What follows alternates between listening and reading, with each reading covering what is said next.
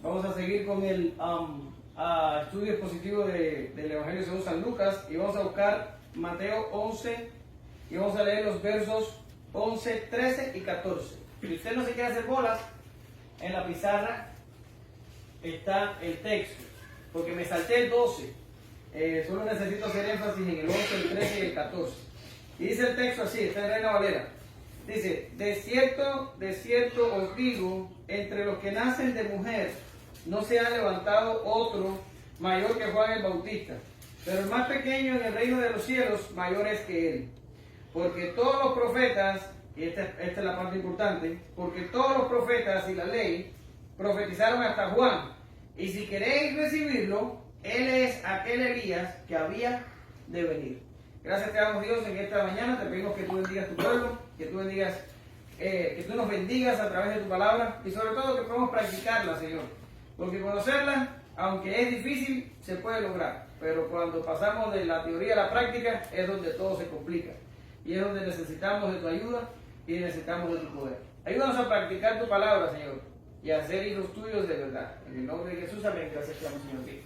Hermanos, en esta tarde, mañana, siempre que esto funcione, no, parece que la pila está fallando. Vamos a ver 5 punticos, pero en realidad el 5 es muy breve. Vamos a estar viendo 4 bien que son un poquito más extensos. Nacimiento de Juan el Bautista, la circuncisión de Juan el Bautista. Vamos a hablar de que Zacarías, por fin, el pobrecito de Zacarías, recupera la voz. Y vamos a hablar de el Benedictus, que es el segundo cántico que aparece en Lucas. ¿Cuántos aparecen? A ver si se acuerdan. ¿Cuántos aparecen en Lucas? ¿Cuántos cánticos? 4. Y vamos a ver, hoy estamos viendo el segundo de ellos. El primero de ellos ya lo vimos. ¿Cuál fue? El Magnificat. Muy bien. Entonces, vamos hoy a ver el Benedictus y vamos a hablar brevemente del punto 5, que usted va a ver que lo vamos a desarrollar en menos de un minuto. Bien. En la sección anterior tuvimos un excelente tiempo oyendo de la mano del médico amado la historia de 2 mujeres que creyeron contra esperanza y alabaron en momentos donde el hombre estaba mudo. ¿Qué lecciones de fe? ¿Qué ejemplos de piedad? Donde la edad, la sociedad y los prejuicios no importan porque Dios ha decidido hacer cosas entre su pueblo. 2 madres que entraron en la historia de la redención y no tuvieron un camino fácil. Y aunque ellas lo sabían, fueron capaces de mostrar un corazón de siervas de Dios. Hoy la historia continúa. Llegó el momento de hablar del nacimiento de Juan el Bautista. Y desde que empezamos esta serie, apenas han transcurrido 6 semanas, o sea, desde que nosotros empezamos hasta hoy, pero en la historia bíblica ya han transcurrido casi 10 meses. Tendremos sorpresas, pues Zacarías dejará de estar mudo y hablará solo para alabar a Dios. Y otra vez los eventos de nacimiento y circuncisión serán opacados por la adoración. Y será el Señor el que resalte, como debe ser, pues esta historia es de Él, no de ellos ni de nosotros. Amén. Nacimiento de Juan el Bautista. Vamos a estar hablando en los versos del 57 al 58. Leemos. Cuando a Elizabeth se le cumplió el tiempo de su alumbramiento, dio a luz un hijo. Y cuando lo oyeron los vecinos y los parientes que Dios había engrandecido para con ella su misericordia, se regocijaron con ella. Ahora, nacimiento. Estamos hablando de un médico que escribe un evangelio. Por tanto, aquí tenemos detalles médicos. Cuando se cumplió el tiempo de su alumbramiento. ¿Ya? Es un embarazo que tuvo 9 meses. Juan Bautista no nació pretérmino ni hubo complicaciones en el embarazo. Llegó al final y cuando le llegó su momento, él tuvo un nacimiento regular como cualquier persona. Un detalle muy específico que solo lo pondría allí una persona que presta detalle a los asuntos médicos. Ahora, después del nacimiento, dice que vinieron ciertas parientes y se regocijaron con la familia, ¿verdad? Y es bueno tener personas que cuando uno está de buenas, vengan y se gocen con uno. Es bueno, porque estar solo con quien celebras y con quien festejas. Pero yo digo que es más importante que cuando estemos sufriendo o cuando estemos pasando por el momento malo, también tengamos personas que sean capaces de poner el hombro y decir, vente aquí, llora aquí, que yo te sostengo. Porque generalmente lo que nos pasa a muchos es que sí tenemos mucha gente para celebrar, pero cuando llega el momento difícil, la gente se va. La gente se va y no hay. ¿Ya? Y yo digo, es bueno que prestemos atención alrededor nuestro y nos rodeemos de personas que sean las dos cosas. Que sean capaces de reír y que sean capaces de llorar con nosotros. Aquí les puse un proverbio y dice, fieles son las heridas del que ama, pero inoportunos los besos del que aborrece. Y el proverbio casi que está dándonos la idea, aunque no completamente, pero si yo lo aprieto un poquito, el proverbio me sirve para decir, cuídate del que te besa solo cuando es tiempo de celebración, porque posiblemente te aborrezca. Necesitamos gente que haga ambas cosas, ¿verdad? Y no significa que estamos haciendo acepción de personas, porque usted va a decir, bueno, hermano, ¿qué me está diciendo? Bueno, no te estoy mandando a hacer acepción de personas, te estoy mandando a que si vas a buscar personas de tu círculo, busca personas que te puedan proporcionar ambas cosas. Jesús hizo un círculo de 12 y el único que se perdió fue aquel que era necesario que la escritura se cumpliese. Entonces Jesús no se rodeó de malhechores y de gente que no le iba a salir en el momento. Él buscó su círculo y a ustedes eso es lo que les recomiendo. Busca personas que estén contigo para celebrar, pero busca personas que cuando tú estés caído te puedan ayudar a levantar, porque esas personas no abundan.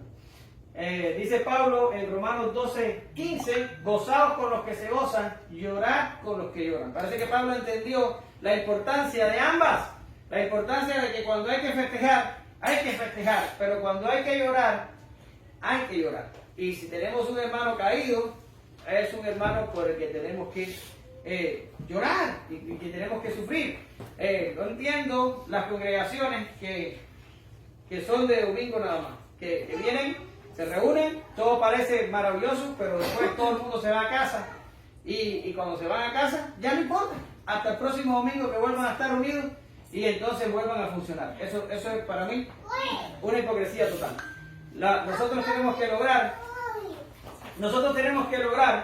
una congregación de familia que cuando todos festejemos, y cuando todos lloremos, y cuando uno sangre, nosotros sangramos, y cuando uno celebre, entonces celebramos. ¿Lo agarran? Bien, estas familias les estoy disparando por gusto, porque la Biblia no dice nada negativo de ellas, la Biblia siempre está diciendo que fueron a regocijarse, pero yo le quise meter esta cola entre la lechuga, porque a veces pensamos que si lleno la casa con fiesta, estoy bien. No, pon un funeral y ve cuántos vienen. Y ahí vas a tener la verdadera lectura de los que están contigo. Y es muy interesante que adquiramos ese tipo de sabiduría.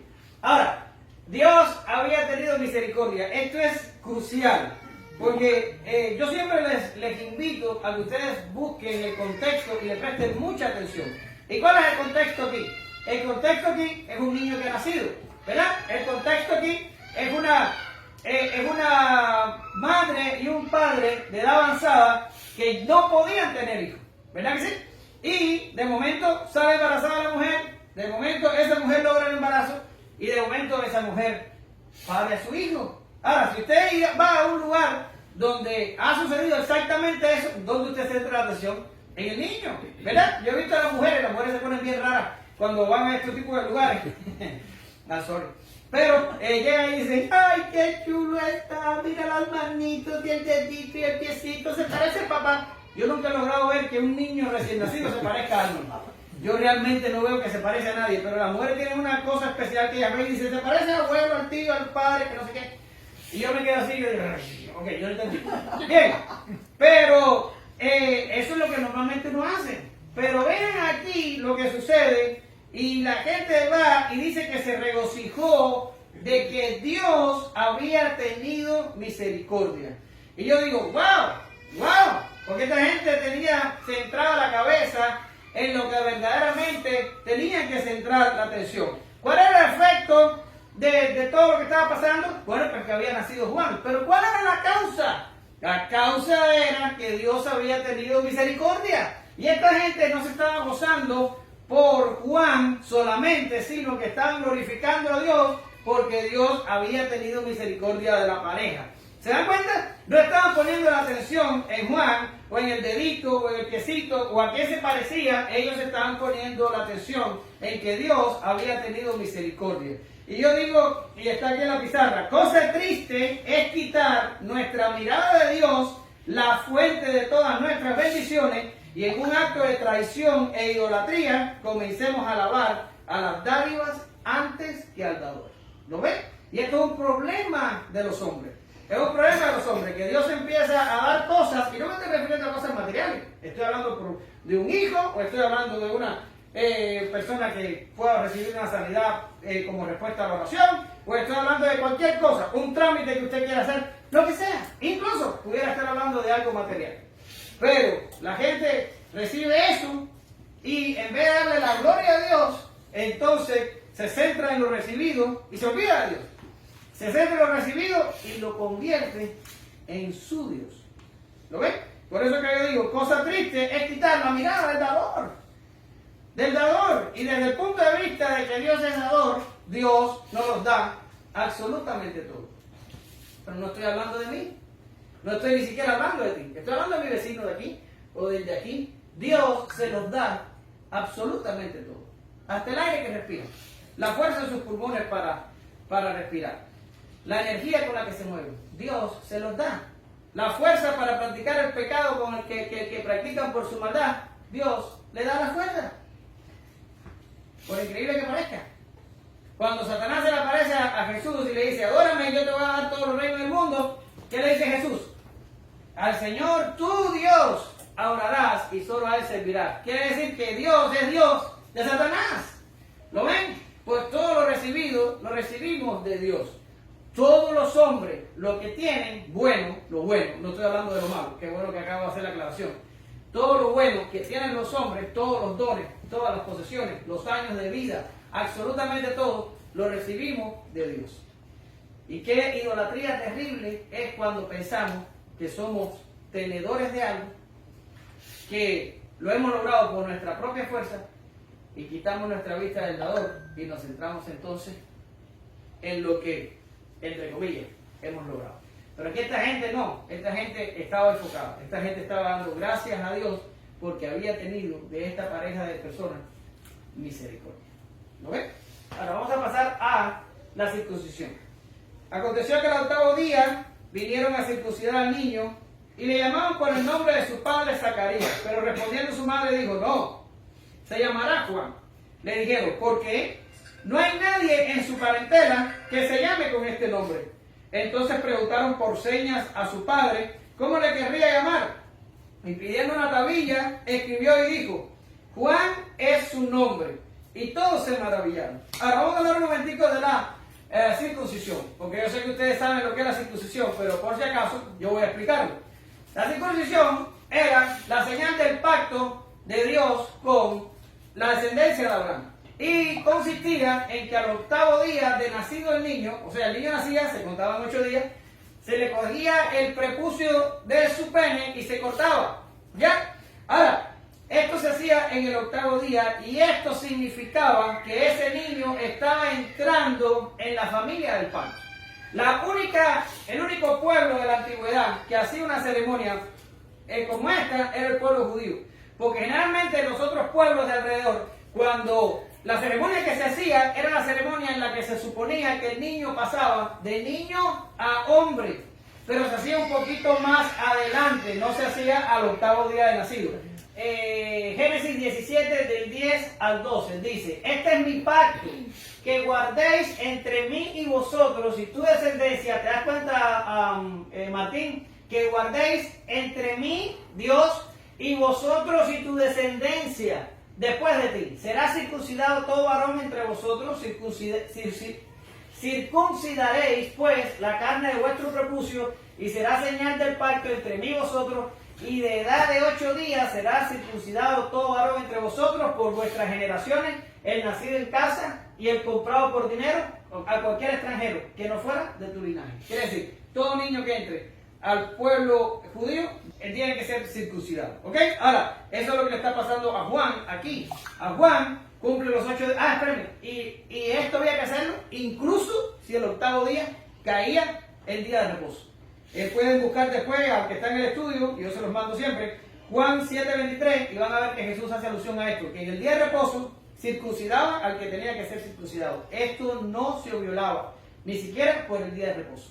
Había que hacer la circuncisión al octavo día, y esto es lo que está exactamente pasando aquí a Juan. Ahora, ¿qué pasaba en la circuncisión? Bueno, en la circuncisión pasaba que el padre le ponía nombre al hijo en el momento que era circuncidado. Normalmente, si era el primer hijo, le enganchaban el nombre del padre. Y de ahí seguramente lo agarraron los romanistas cuando en el bautismo también les ponen nombre a los niños. Y no pasa nada, si le quieres poner nombre a los niños así, yo no tengo ningún problema con eso. Pero lo que te estoy ubicando es el tiempo de lo que pasaba. Pero ¿qué pasó con el padre de Juan? Que por incrédulo estaba ¿cómo? Estaba mudo y no podía pronunciar el nombre. Entonces la gente llegó y presumió que el niño se llamaría Zacarías porque el padre se llama Zacarías y porque es el primer hijo nacido. Y cuando llegaron empezaron a llamar así, y esta mujer Elizabeth, que es una grande en la Biblia, le dice, no se llama Zacarías, se llama Juan. Entonces ya usted sabe cómo funciona. Eso nunca ha sido así. Así no se hacen las cosas. Ese no es el nombre que se les pone. Normalmente se le pone el nombre del padre. En tu familia no hay nadie que se llame Juan. ¿Y qué hicieron? Tú eres una loca. Yo voy a ir a preguntar a Zacarías. Fueron a preguntar a Zacarías, que el pobre estaba mudo. Hizo lo que pudo, escribió, su nombre será Juan. Y entonces dice allí que la gente se maravilló. Ahora vamos a llegar un poquito más ahí. Vamos a andar un poquito ahí. Pero la cosa es, la pareja no se dobló ante la presión social. ¿Lo ves? ¿Cuál es la presión social? El niño se tenía que llamar Zacarías. O el niño se tenía que llamar como el abuelo o como el tío, pero no se podía llamar Juan. Nadie en su familia se había llamado Juan. Y la pareja dijo, no, se va a llamar Juan. La presión social fue aniquilada por la firmeza de la pareja. Y es que Gabriel le había dado órdenes explícitas a Zacarías de que el niño se llamaría Juan. Eso está en Lucas, bueno, no puse el texto. Lucas 1:13. Lucas 1:13, sí lo tengo aquí. Entonces, en Lucas 1:13, el ángel manda a Zacarías a que le pusiera por nombre Juan a Juan el Bautista. Ahora, la pregunta es, ¿cómo supo Elizabeth que el niño se llamaría Juan? ¿Cómo lo supo? Si el ángel no le habló a ella, le habló a su marido. Hay dos explicaciones en la bibliografía. La primera es que lo recibe por revelación, y esta es la que me gusta a mí. No porque me gusten este tipo de cosas, sino es porque es la que más se pega a lo que ha estado pasando en contextos anteriores. Por ejemplo, cuando María llegó a la casa y saludó a Elizabeth, lo vimos en la clase pasada, Elizabeth recibe por revelación posiblemente todo lo que le había acontecido a María. Era imposible que se enterara de otra manera. Y si ella recibe por revelación lo que le está pasando a María, es muy probable que haya recibido por revelación que su hijo se llamaría Juan. Esta parte me gusta el pensar que lo recibió por revelación. Pero hay otros que dicen que no, hombre, no, que este Zacarías había tenido 9 meses para, por señas, en arcilla o de cualquier medio habido por haber, le debe haber contado los detalles de lo que estaba pasando con todo lo que era lo concerniente a Juan Bautista, y que la mujer lo sabía porque su esposo se lo había hecho saber. Ahora usted va a decir, bueno, ¿y con cuál nos quedamos? Usted quédese con la que usted quiera. No pasa nada. Si le gusta revelación, quédese con revelación. Si le gusta con medios naturales, quédese con medios naturales. Aquí no pasa nada. Estamos especulando un poco de lo que pudo haber sucedido, pero realmente la Biblia no nos dice específicamente cómo fue que María supo que el niño se llamaría Juan. Ahora, lo que sí es importante que notemos es que el matrimonio se mantuvo firme ante la presión social. Se mantuvo firme en lo que había decidido. Y esto es una cosa muy importante para los matrimonios. Los que son matrimonios viejos y los que son matrimonios en formación, es muy importante que las parejas aprendan que los matrimonios tienen que ser de una sola opinión. ¿Y qué significa que los matrimonios tienen que ser de una sola opinión? Bueno, no estoy queriendo decir que los cónyuges tienen que estar de acuerdo en todo. No estoy queriendo decir esto. Fuera demasiado aburrido. Además, la Biblia misma dice que la mujer es un qué cosa del hombre. ¿Un qué cosa?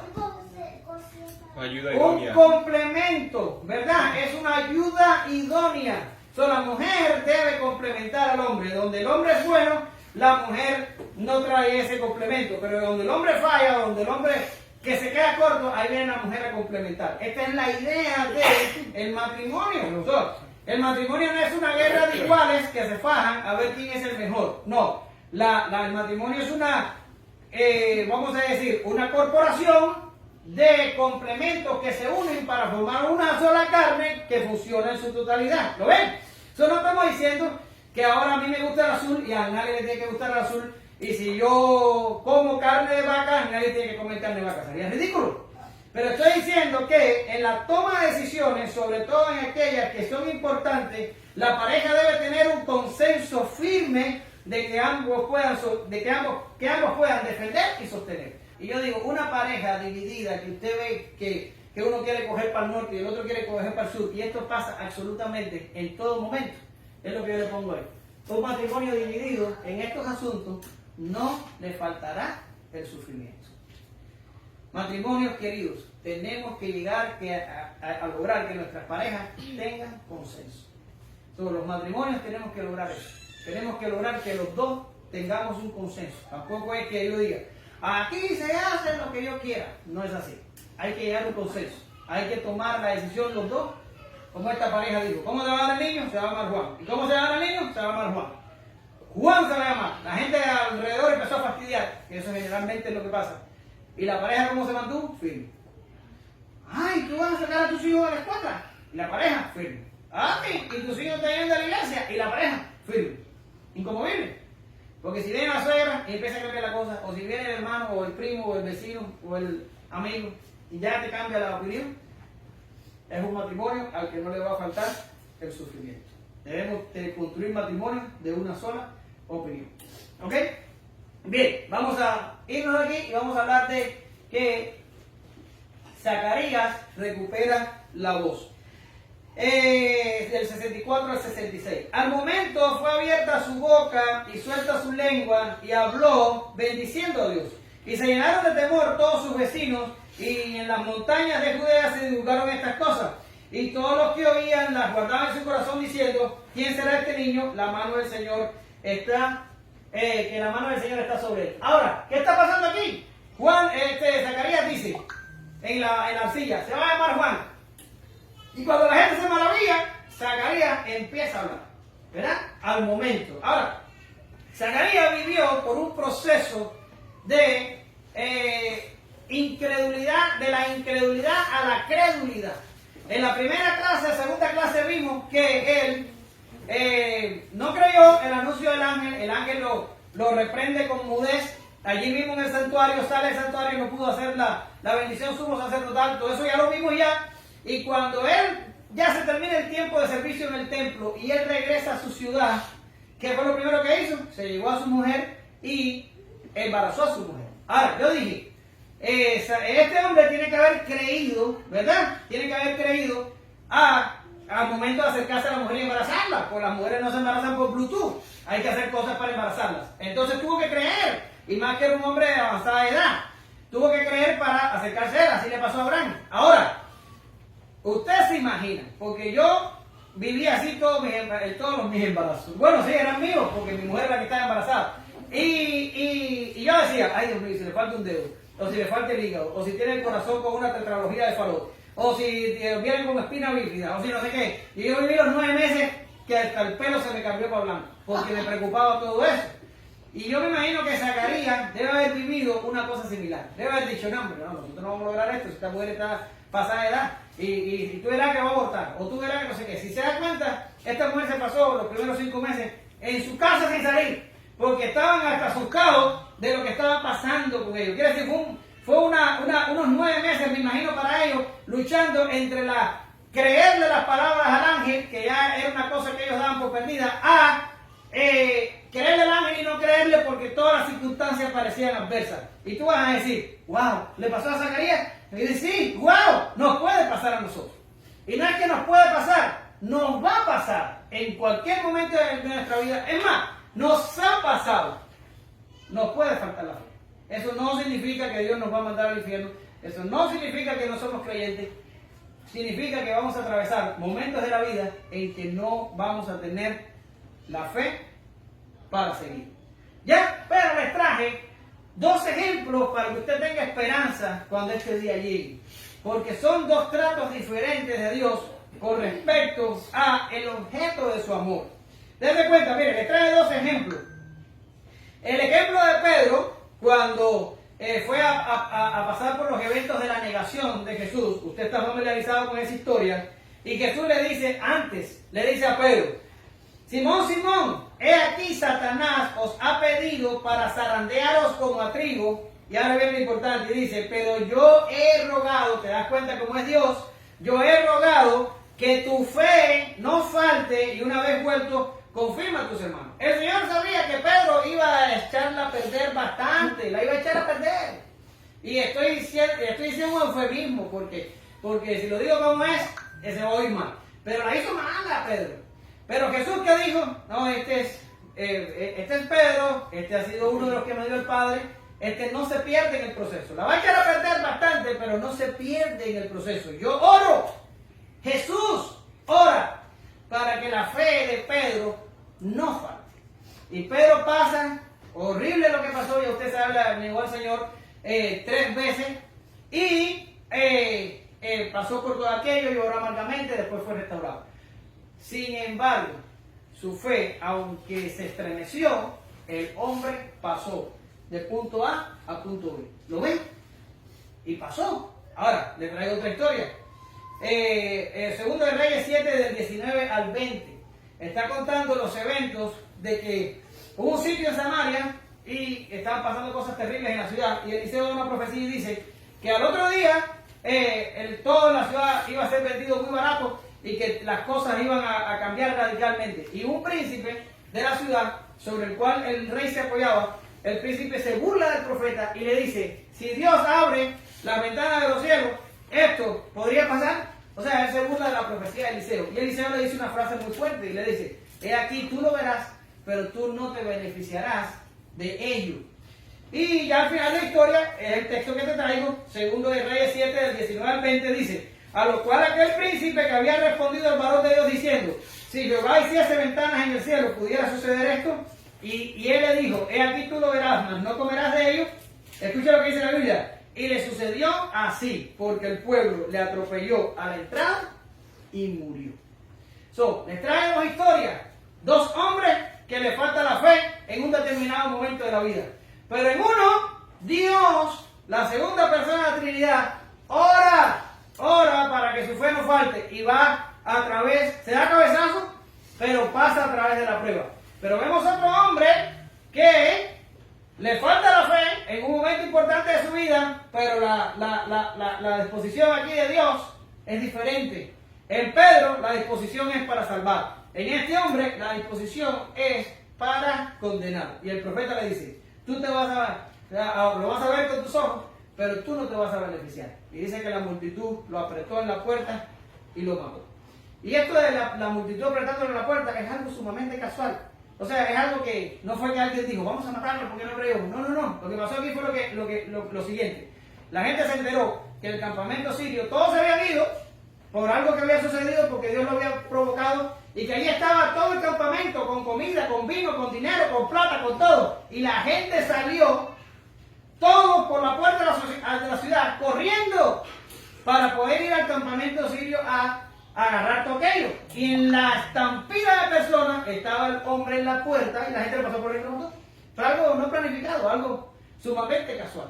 Y murió, conforme a la palabra del profeta. Por tanto, ¿va a venir momentos a tu vida que haga falta la fe? Sí, va a venir. Pero si eres un hijo de Dios, Dios te va a sostener y vas a pasar. Y si hoy por alguna casualidad estás pasando, tranquilo, pasa, todo pasa. Dios nos saca al final y salimos con la fe fortalecida. ¿Lo ven?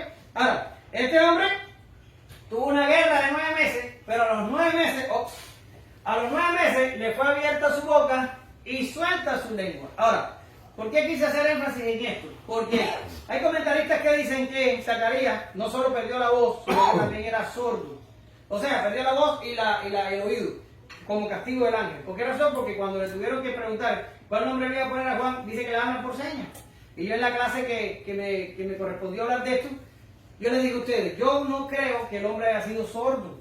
Yo creo que solo perdió la voz. Pero esa es mi opinión. Si tú quieres decir que estaba sordo, es un problema tuyo. Puedes pensarlo, no pasa nada. Ahora, ¿por qué yo digo que solo perdió la voz? Bueno, porque aquí la Biblia dice que fue abierta su boca y su lengua. No habla nada del oído. No habla nada. Ahora, van a decir, hermano, pero ¿por qué le hablaron por señas? Ah, bueno, porque si tú sabes que alguien está mudo, la reacción tuya es hablarle por señas porque el tipo es mudo. Pero en realidad oía. Si le hubieran preguntado, el hombre hubiera oído. Ahora, esa es mi opinión, que el hombre solo dejó de hablar. Pero si usted quiere ponerlo sordo, eso no pasa nada. Pero aquí la Biblia, cuando él recupera sus funciones, él dice, y le fue abierta su boca y suelta su lengua, no habla nada del oído. Por eso yo me quedo con la parte en que solo era mudo. Y dice que la gente se llenó de temor, pero esto no significa que tuvieron miedo, esto significa que sintieron un temor reverente que nos llevó a saber que la mano de Dios estaba en todos estos asuntos que estaban sucediendo, ¿verdad? Y el texto dice que todas esas cosas se extendieron, o sea, la gente empezó a comentar por todas las montañas judeas las cosas que estaban sucediendo. Y dice que la mano del Señor estaba sobre Juan, siendo bebé. Cuando la mano de Dios está sobre alguien, no pasa desapercibido. No importa si hablamos de un bebé o de una persona adulta. La diferencia se hace notar. Sin embargo, más adelante cuando Juan empieza su ministerio, todavía más se va a hacer notar que la mano de Dios estaba con él. Ahora, cuando Zacarías habla por primera vez, ¿qué hace? Decir, ¡ay, qué bonito hijo me ha nacido! No hizo eso.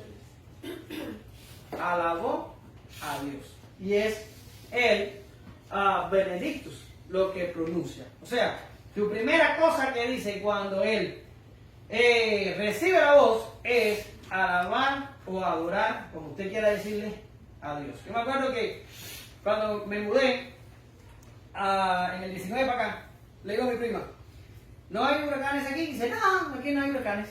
2 meses más tarde entró un huracán categoría 1 y me tumbó la corriente por 3 días. Y pasé, como dice Juan Luis Guerra, el Niágara en bicicleta. Y cuando llegó la corriente, ¿qué fue lo primero que hice? ¿Ir a bañarme con agua caliente? ¿O encender el televisor? ¿O hacer cualquier cosa? No, me metí en la computadora, me metí en Amazon y me compré un generador eléctrico. Porque dije, aquí se va a ir la corriente, pero a mí nunca más se me va la corriente. Apenas que la corriente llegó, me compré el generador eléctrico. Fue lo primero que hice, la primera cosa, encendí la computadora, me metí en Amazon y compré el generador eléctrico. Se acabó. Pero este hombre, 9 meses sin hablar. Si es como yo, que necesito hablar unas 10.000 palabras por día, yo me imagino que estaba de tratamiento psiquiátrico. Y llega el momento en que recibe la voz nuevamente, ¿y qué es lo que hace? Dice, al fin puedo hablar. Hombre, el hombre exaltó a Dios, pronunció una alabanza que exaltó para las edades, que 2000 años después, aquí estamos todos nosotros dispuestos a estar 1 hora más oyendo qué fue lo que quiso decir Zacarías. Y vamos a leer un momentico, porque necesitamos leerlo para poder exponerlo. Y Zacarías, su padre, fue lleno del Espíritu Santo y profetizó diciendo, escuche bien, bendito el Señor, Dios de Israel, que ha visitado y redimido a su pueblo, y nos levantó un poderoso Salvador en la casa de David su siervo, como lo habló por boca de sus santos profetas que fueron desde el principio, salvación de nuestros enemigos y de la mano de todos los que nos aborrecieron, para hacer misericordia con nuestros padres y acordarse de su santo pacto, del juramento que hizo Abraham nuestro padre, que nos había de conceder, que librado de nuestros enemigos, sin temor le sirviéramos en santidad y en justicia delante de él todos nuestros días. Y entonces se mira para el niño y le dice, y tú, niño, profeta del Altísimo, serás llamado, porque irás delante de la presencia del Señor para preparar sus caminos, para dar conocimiento de salvación a su pueblo, para perdón de sus pecados, para la entrañable misericordia de nuestro Dios, con que nos visitó desde lo alto de la aurora, para dar luz a los que habitan en tinieblas y en sombra de muerte, para encaminar nuestros pies por camino de paz. Impresionante. ¿Ya? Ahora, este cántico tiene una sección profética. Ay, se me olvidó pasar la diapositiva, sorry. Pero usted no dice nada tampoco. Aquí cuando él dice, y tú niño, y va para adelante, esa es la sección profética del cántico. Y lo que leímos al principio es la sección de adoración. Ahora, este cántico se parece mucho al de Ana, con la única cambiecito pequeño es que Ana comienza diciendo lo que Dios... ¿Cómo se llama? Perdón, María. Se parece mucho al cántico de María, pero María empieza diciendo primero lo que Dios hizo con ella, después pasa a lo que Dios ha hecho en modo general y después pasa a lo que Dios ha hecho con el pueblo. Aquí este hombre empieza con lo que Dios ha hecho en modo general y en su pueblo y después termina con lo del niño. ¿Ven? Él invierte el sentido, pero es el mismo y tiene la misma forma y la misma cosa. Es impresionante. Ahora, ¿por qué se llama Benedictus? Porque igual que el Magnificat, tomamos la palabra Benedictus de la primera estrofa del cántico en latín, que es Benedictus Dominus Deus Israel. Ahora, este es el Benedictus. También toma algunas secciones de la profecía en Malaquías referente al advenimiento del segundo Elías. Esto también aparece en el cántico. Ahora vamos a ir parte por parte del cántico. Dice, lo primero que dice es, no, me faltó enfatizar un momentico que Zacarías fue lleno del Espíritu Santo. Esto es importante. ¿Por qué razón? Porque si ustedes se dan cuenta que en el momento histórico que esto está pasando, habían pasado ¿cuántos años sin que se levantara profeta en Israel? 400 años. El último profeta fue Malaquías y había cesado la revelación y no había más profetas, ¿verdad? Y todo lo que es el ministerio profético y todo esto se había convertido en una cosa del pasado. Habían algunos que estaban esperando al Mesías, como vamos a aprender más adelante acerca de Simeón y acerca de Ana, pero la mayoría del pueblo estaba en absoluta desesperanza y otros se metían en partidos políticos un poco rebeldes como los celotes que trataban de lograr una liberación política de Roma, cosas así. Pero algo como el Espíritu Santo despertando profetas en el pueblo, esto llevaba 400 años sin pasar, ¿verdad? Ahora, a pesar de que esto estaba así, nosotros vimos en la sección pasada a Elizabeth, esta gran mujer, decirle a María, y bienaventurada la que creyó, porque se cumplirá la palabra del Señor, ¿verdad? Ella habla proféticamente y dice, qué bueno que creíste, porque todo lo que creíste, el Señor lo va a hacer. ¿Ya? Y vemos a esta mujer dándole una profecía a María. Y aquí vemos a Zacarías dándole una profecía a su propio hijo y dice que fue lleno del Espíritu Santo. E incluso vemos, ya lo vimos, que el Espíritu Santo estaría con Juan desde el vientre de su madre. ¿Se acuerdan cuando llegó María y dijo, la criatura saltó en mi vientre? Y todo aquello. Ahora, ¿qué quiere decirles, hermanos? Que Dios, incluso en los periodos de sequedad, en los periodos donde la palabra escasea, en los periodos donde el ministerio profético totalmente cesa y todo pasa, eso no significa que Dios está inmóvil y limitado. ¿Ya? Es como dijo Sugel una vez que le preguntaron si él era cesacionista y él dijo, yo soy cesacionista, pero Dios, el Dios en el que yo creo, no es cesacionista.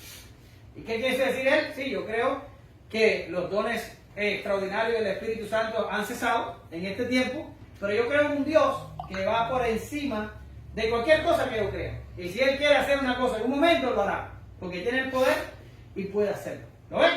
Pero ahora, eso es lo que está pasando aquí. Estamos en un periodo de silencio, estamos en un periodo donde no hay nada. Pero el Espíritu Santo, si se quiere mover, se mueve. El Espíritu Santo, si lo quiere hacer, lo hace. El Espíritu Santo, si quiere que se levante este hombre y dé una profecía acerca de su hijo, lo hace. Porque Dios no está limitado. Dios hace lo que Él quiere hacer. ¿Lo ven? Ahora, conforme con su plan. Esa parte es importante. Ahora, bien, vamos a irnos a la parte de el visitado y redimido. Está aquí. Visitado y redimido. Cuando usted ve el cántico de Zacarías, ¿quién es el que visita y quién es el que redime? Dios. ¿Lo ven? El bendito el Señor, Dios Israel, que ha visitado y redimido a su pueblo. ¿Lo ven? Es Dios. es Dios el que se dispone para visitar y es Dios el que se dispone para redimir. Ahora, recuérdense del contexto, es importante. Estamos en la ceremonia de la circuncisión de Juan. Juan, que era un milagro vivo de la misericordia de Dios para esta gente. Sin embargo, Juan y la circuncisión y el milagro hecho para Zacarías y Elizabeth no están en el centro del cántico de Zacarías. ¿Quién está en el centro? Bendito el Señor, Dios de Israel, que ha visitado y redimido su pueblo. Y yo te pregunto, cuando cantas, ¿quién está en el centro de lo que tú cantas? Porque a veces nos cantamos a nosotros mismos. Cuando oras, ¿quién está en el centro de lo que tú oras? Porque a veces oramos como el fariseo, era un fariseo, que decía, gracias porque yo no soy como aquel publicano, porque yo diezmo, porque yo ayuno, porque no sé qué. Y es la oración del yo. O si no entramos, Señor, sáname el callo, dame dinero, bendice mi trabajo. Me voy, Señor, que estoy ocupado. ¡Rum! Se fue. ¿En serio? Cuando alabas, cuando adoras, cuando oras, cuando te quedas solo y vienen pensamientos de Dios a tu cabeza, ¿quién está en el centro? Dios tiene que estar en el centro. Es Dios quien cambia la historia. Es Dios quien trastorna las costumbres. Es Dios quien dirige las edades. Es Dios quien visita y quien redime. Y lo hace porque quiere. Todo es acerca de Él para su gloria. ¿Lo ves? Nos levantó un poderoso Salvador. Eso es lo que dice la Reina Valera. En el griego, literal, dice, y ha levantado un cuerno de salvación. ¿Y qué se está refiriendo a esto? Significa, en el Antiguo Testamento, se creía que la fuerza de los animales estaban en sus cuernos. Y cuando dice, ha levantado un cuerno de salvación, se está refiriendo que el Mesías tiene el poder para salvar.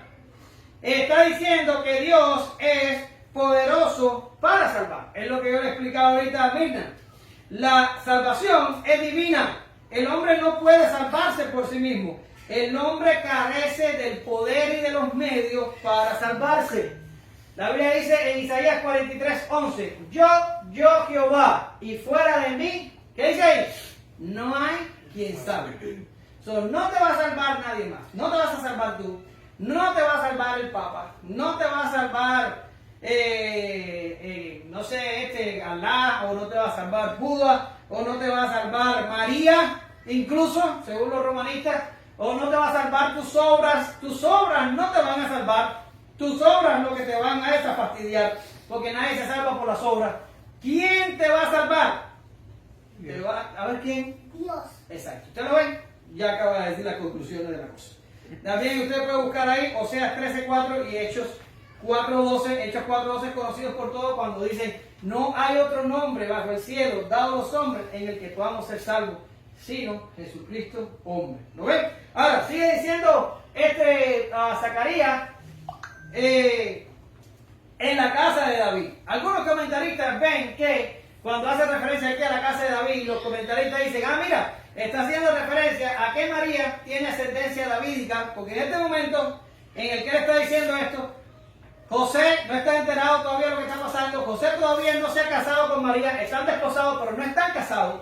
Y nada hay de José en el ambiente, pero ya está hablando este hombre proféticamente que el cuerno de salvación, el cual es el Mesías, el cual es Jesucristo, que está en el vientre de María, este es de la casa de David. ¿Lo ven? Sin embargo, esto es ir demasiado lejos en leer entre líneas. ¿Por qué razón? Porque el Antiguo Testamento completo está lleno de profetas que dijeron que el trono de David sería para siempre y que Dios levantaría a alguien de su casa para tomar ese trono. Por tanto, yo no creo que la mención aquí de la casa de David sea una alusión a que María tenía ascendencia davídica, aunque después vamos a hablar sobre la genealogía cuando toque y vamos a estar hablando acerca de esto un poquito más. Pero ahora, lo que yo veo aquí es que Zacarías estaba haciendo alusión a los textos del Antiguo Testamento que hacen alusión de que el Mesías vendría de la casa de David. Ahora, dice después, como habló, o sea, está hablando de Dios, como habló. Ahora, cuando usted busca allí en el contexto lo que estoy diciendo, está refiriéndose a que Dios habló por medio de los profetas desde el principio. Ahora, esta frase desde el principio lo que significa es que desde que hubo profetas hasta ahora que no lo hay, todos los profetas hablan, estoy hablando del tiempo de Zacarías cuando Zacarías está diciendo esto, no estoy hablando de hoy. Todos los profetas hablaron de lo mismo. Va a venir un Mesías de la casa de David y ese Mesías va a venir de Dios y ese Mesías va a tener el poder para salvar. Todos los profetas lo hicieron y aquí Zacarías está diciendo, como habló a los profetas. Por tanto, Dios está haciendo ahora, allá en Zacarías, en el tiempo de Zacarías, está cumpliendo lo que él había pasado casi 4.000 años prometiendo. O sea, ¿se demoró? Bueno, en los términos humanos posiblemente sí, pero el tiempo de Dios es perfecto. Por tanto, ahora empezaba a pasar lo que Dios había hablado a los profetas. Y esto es interesantísimo. ¿Por qué razón?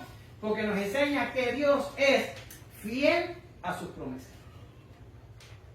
¿Cómo puedo estar tranquilo yo en mi vida de que lo que venga bueno y lo que venga malo, yo voy a estar bien? ¿Por qué? Porque Dios es fiel a sus promesas.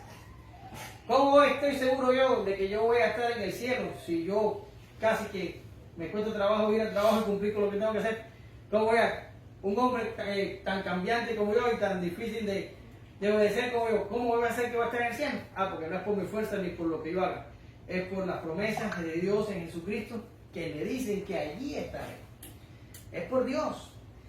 Malaquías 3:6, no lo puse. Malaquías 3:6 dice, porque yo Jehová no cambio, por esto, hijos de Jacob, no habéis sido consumidos. Yo no soy el único rebelde. Usted se me puede sumar a mi club, o el pueblo de Israel de los tiempos de Malaquías se puede sumar al club de los rebeldes, los desobedientes y todo lo demás que somos todos nosotros.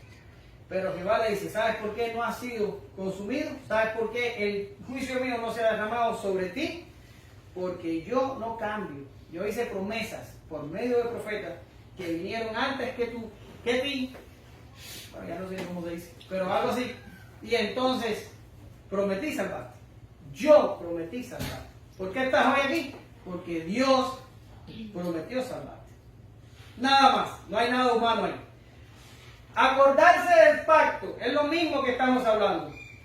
400 años había cesado la revelación, la palabra escaseaba, la promesa del Mesías quedaba en unos pocos y el pueblo divagaba entre la rebelión y la desesperanza. Pero Dios se acuerda de su pacto con los padres. Génesis 15, del 8 al 21, estaba lo que yo dije ahorita de los animales partidos por la mitad. Dios lo había prometido hacía muchos años, pero ahora había llegado el tiempo de acordarse del pacto y de que se empezaran a materializar las promesas de Dios. Y dice, del juramento Abraham. ¿De cuál juramento está hablando? El que está en la pizarra. Y dijo Jehová, por mí mismo he jurado, dice Jehová, que por cuanto has hecho esto y no me has rehusado tu hijo, tu único hijo, de cierto te bendeciré y multiplicaré tu descendencia como las estrellas del cielo y como la arena que está a la orilla del mar. Y tu descendencia poseerá las puertas de tus enemigos, y de tus simientes serán benditas todas las naciones de la tierra, por cuanto obedeciste a mi voz. ¿Lo ven ahí? ¿Por quién juró Dios? Por él mismo. ¿Y por qué tuvo que hacerlo por él mismo? Porque por encima de él ya no hay más nada.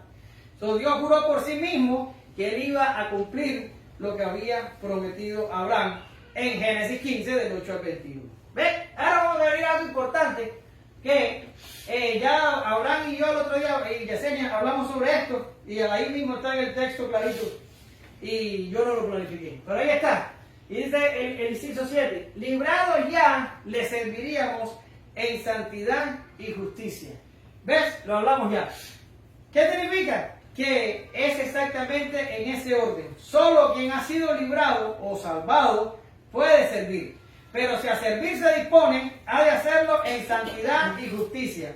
A Dios no se le sirve conforme al dicho de los hombres, sino a lo establecido por Él en su revelada palabra. En segundo lugar, pero no menos importante, ha de entenderse que Dios no nos salva para que vivamos para nosotros. La gloria es de Dios y sus hijos viven para Él. Y aquellos que pretenden ser hijos, pero en la práctica viven para sí mismos, demuestran con sus malas obras que no son conocidos por Dios. ¿Qué estoy queriendo decir? A veces la gente se centra mucho en el servicio.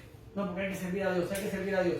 Y Jesucristo le dice en un momento a sus discípulos, no se gocen de que los espíritus se les sujetan y que los demonios les hacen caso. No se gocen en eso. Gócense de que sus nombres están escritos en el libro de la vida. Por tanto, el problema no es servir, el problema es ser un hijo de Dios. Ese es el problema. Ahora he sido salvado, ahora ya tengo fe, ahora ya creo, ahora estoy convencido de que soy hijo de Dios, entonces me toca servir. Pero sirvo ¿cómo sirvo? Como a mí me parezca, como a mí se me ocurre, como me venga en la cabeza. No es así. El mismo texto lo dice. Tenemos que servir en santidad y justicia. Esto significa que Dios tiene su modo de hacerlo, no es a nuestro modo. Tenemos que acercarnos a la palabra y descubrir cómo Dios dice que debemos hacerlo. Y es importante que entendamos lo último que leí. Tenemos que vivir para Dios y no al revés. Hay creyentes que piensan que Dios es el genio de la lámpara. Señor, respóndeme, Señor, respóndeme, Señor, respóndeme, Señor. Eso no es Dios. Nosotros somos los que vivimos para Él. Él no vive para nosotros. Si usted ve a una gente que dice que es cristiano y usted lo ve nada más centrado en lo de él y que lo único que piensa son en sus proyectos y que lo único que quiere es alcanzar lo que quiere alcanzar, es un impío que practica una religión externa. Esa es la sincera verdad. El creyente no vive para sí, el creyente vive para Dios. ¿Ya? Ahora, terminamos la parte de adoración y nos metemos en la parte profética. Bien. Y tú, niño, y es interesante que no dice y tú, hijo, el tipo es el padre, pero dice y tú, niño. En griego, la palabra en griega lo afloja un poquito y le dice niñito. Es como así, tu hijo o más chiquito. Eso sería en la palabra griega. Pero se mira y le dice y tú, niño. Y tú dices, bueno, ¿y por qué? ¿Por qué lo puso así tan plástico? ¿Por qué dijo y tú, niño? Porque el flujo de pensamiento de todo el cántico, hasta lo que hemos visto en el momento, es un cántico centrado en quién. ¿En el niño? No. ¿Centrado en quién? ¿En la pareja? No. ¿Centrado en quién? En Dios. Y Él quiere que todo siga alrededor del Mesías y alrededor de la salvación que Dios está a punto de mostrar. Y entonces se refiere a su hijo de la forma más impersonal posible. Le dice, ¿y tú, niño? ¿Verdad? Porque Él quería que el advenimiento del Mesías, que está irrumpiendo en la historia del hombre, se quedara como el centro de la atención de su cántico. Y le dice, profeta del Altísimo. ¿Verdad? Profeta del Altísimo será llamado. En la sección anterior, o en la anterior o en la otra, ya no recuerdo, estuvimos viendo que el ángel dijo que Jesús sería hijo del Altísimo. Y si este es el que viene como precursor del Mesías, ¿qué sería? Sería profeta del Altísimo, en concordancia con las palabras del propio ángel. Por tanto, Juan sería el profeta. Ahora, vuelvo y recalco la idea de que no ha habido profeta por más de 400 años. Y Zacarías está dando una profecía revolucionaria para su tiempo. Ya nadie esperaba estas cosas. Y el padre le dice al hijo, tú vas a ser profeta. De hecho, y lo leímos al principio en Mateo, Juan es el más grande de todos los profetas, pero sería el último de ellos. Dice, la ley fue desde el Antiguo Testamento hasta Juan, o por lo menos los profetas que vinieron bajo la ley. Después los profetas que tuvimos en el Antiguo Testamento, ellos en el Nuevo Testamento, que es la base de la revelación del Nuevo Testamento, ya eso pertenece a la parte de nosotros. Pero los del Antiguo Testamento llegan hasta Juan. Por tanto, Juan era el último de los profetas que profetizarían bajo la ley. Esta declaración debe entenderse en el concepto, y solo así se ve la fuerza del pasaje. Por más de 400 años no había habido profetas en Israel. Ahora, el mismo Cristo lo dijo, Mateo 11, 13 al 14, porque todos los profetas profetizaron hasta Juan, y si queréis recibirlo, él es el Elías que habría de venir. Ahora, el Padre ya lo ubica como profeta del Altísimo y dice a continuación, proféticamente hablando, ¿qué iba a hacer? Bueno, ¿qué es lo primero que iba a hacer? Preparar los caminos del Mesías. Eso era lo primero que iba a hacer. Malaquías 3:1, he aquí yo envío mi mensajero, el cual preparará el camino delante de mí. Y vendrá súbitamente a su templo el Señor, a quien vosotros buscáis. Y el ángel del pacto, a quien vosotros deseáis. He aquí viene, ha dicho Jehová de los ejércitos. Por tanto, ¿cuál era el ministerio de Juan? Preparar el camino del Señor. Y ahí les puse una serie de cantidad de citas donde se habla al respecto. Ahora, ¿para qué otra cosa viene? Para dar conocimiento de salvación. El ministerio de Juan no era, y vamos a hablar del ministerio de Juan muy pronto, después que terminemos con el nacimiento de Jesús, y está impresionante, se los aseguro. Pero vamos a dar un pequeñito adelanto. El ministerio de Juan no es atraer a las personas hacia él. Y eso deberíamos aprenderlo todos nosotros. Mi ministerio no es atraerlos ustedes hacia mí. O el ministerio de Martín no es atraer personas hacia él. O el ministerio de Abraham no es llevar a las personas hacia él. El ministerio de todos nosotros es atraer a las personas a Cristo. ¿Se lo ven? Un ministerio donde el hombre ala a hombres para que lo sigan es un ministerio de idolatría. Juan el Bautista, el trabajo de Juan el Bautista era centrar a la gente a Cristo nada más, y lo vamos a ver en detalle más adelante. El ministerio de todos nosotros debe ser ese, centrar a las personas a Cristo, que no me vean a mí, que vean a Jesús. El ministerio de Juan es para preparar al pueblo para conocer a Jesús. La salvación no es algo abstracto que los hombres pueden perseguir. Solo aquellos que son conocidos por Dios, Romanos 8, 29a, serán atraídos a Jesús, Juan 6, 44. Y entonces experimentarán la salvación que está en Él, en su obra, su persona, carácter y poder. Hechos 4, del 11 al 12. Juan no guía a las personas hacia sí mismo, sino que los manda a ir a Jesús. Ustedes tienen el estudio. Por favor, después vayan ahí y busquen la cita, porque yo no tengo tiempo para detenerme en eso. Ahora, otra cosa que haría Juan en su ministerio, para perdón de pecado. Esto es importante. Esto es tan importante. ¿Por qué no? Porque no importa cuánto cambien las edades, no importa cuánto evolucionen los pueblos, el problema del hombre ha sido, es y será el pecado. ¿Lo ven? Pero si usted analiza el contexto histórico y cultural y social de los tiempos en los que nosotros estamos hablando hoy, el pueblo de Israel o el pueblo judío tenía un solo enemigo declarado y pensaba que una vez que ellos fueran librados de ese enemigo, ellos estarían bien. ¿Cuál era? Manos. Roma. ¿Cuál era? Roma. Ellos querían liberación de Roma. Incluso Jesús vino y pensaron que los iba a liberar de Roma. Ellos pensaron que el problema era Roma. Y nosotros hoy pensamos, y digo nosotros, no me estoy refiriendo a los que estamos aquí, sino al ser humano que vive hoy sobre la tierra. Pensamos que el problema es el comunismo, o la pobreza, o el cambio climático, o quién sabe qué.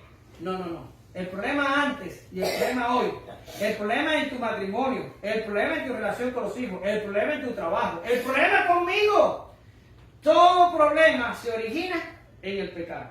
Y el verdadero problema del hombre es el pecado. Eso es lo que origina la envidia, eso es lo que origina la codicia, eso es lo que origina las guerras, eso es lo que origina absolutamente todo.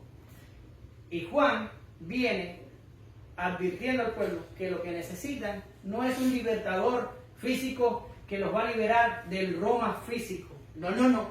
Van a recibir un libertador que les va a traer perdón de pecados.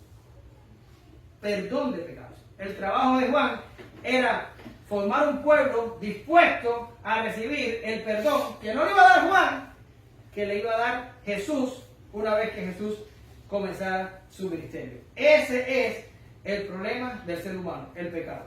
Ahora, por último, dice, para encaminarnos por el camino de paz. ¿Lo ves? Es lo que te he estado diciendo todo el mensaje y te lo voy a decir por 200 años. ¿Quién nos encamina por el camino de paz? Dios. Es Dios el que nos lleva ahí. Por eso yo como padre, yo sufro y me desgasto. Y le digo, Señor, por favor, haz que nazcan de nuevo, haz que nazcan de nuevo, haz que nazcan de nuevo. Es lo único que yo pido. Yo no quiero que sean científicos, ni que vayan a la luna, ni que tengan riqueza, ni que vayan a la universidad. Jamás yo le he pedido a Dios semejante cosa para mis hijos. Nunca lo he hecho. Lo único que hago es que nazcan de nuevo, que nazcan de nuevo, que nazcan de nuevo. Porque yo sé que yo, con toda la enseñanza que les he transmitido y les puedo transmitir, mientras Dios me dé fuerza, eso, si Dios no encamina sus pasos en el camino de paz, eso no sirve para nada. Necesitamos que sea Dios el que tenga misericordia, que sea Dios el que se mueva para salvar. La cosa tiene que venir de ahí. Y dice Zacarías que Juan, que Dios nos encaminaría por el camino de paz. El término en griego, y he tratado de resistir la tentación de traerles palabras en griego y hacer cosas raras aquí para que usted después no entienda nada, pero el término griego que habla ahí de encaminarnos aparece 3 veces en el Nuevo Testamento. Una aquí, una en 1 Tesalonicenses 3:11 y otra en 2 Tesalonicenses 3:5. Y se está refiriendo a algo que solo Dios hace. O sea, ese encaminarnos, según aparece en los tres textos, es una cosa que Dios está haciendo con nosotros. No es, yo no puedo decirle a ellos, coge por ahí, que por ahí vas. No, Dios es el que le tiene que decir, coge por ahí, que por ahí es que vas. Es Dios el que nos lleva por camino de paz. Y eso es algo que el Elías que había de venir, Juan, iba a tratar de que el pueblo lo entendiera.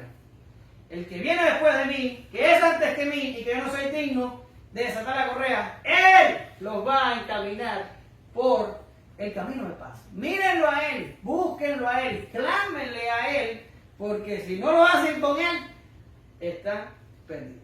¿Lo ven?